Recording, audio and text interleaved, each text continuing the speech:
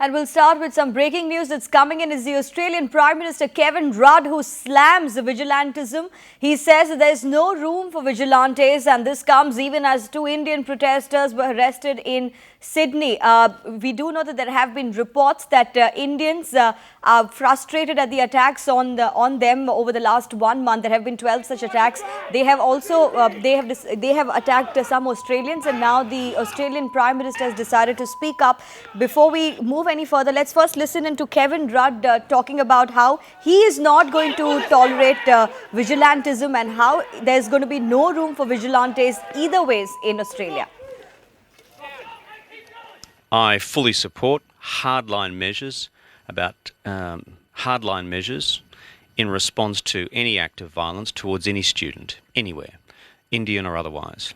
And furthermore, we also need to render as completely unacceptable people taking the law into their own hands and believing that retribution attacks or so-called vigilante action is the right way to go.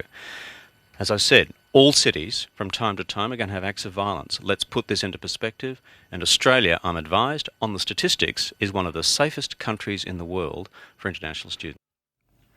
Well, remember, Indians who believe that they've now been pushed to the wall had retaliated yesterday against the brutal racist treatment meted out to them down under. Rattled by the sudden surge of emotion, the Australian authorities had in fact asked Indian students to exercise restraint, asking them not to take the law in their own hands. And this morning, the first reaction coming in from the Australian Prime Minister Kevin Rudd, where he says that there's no room for vigilantes, and all this comes even as 2 Indian protesters were arrested in Sydney.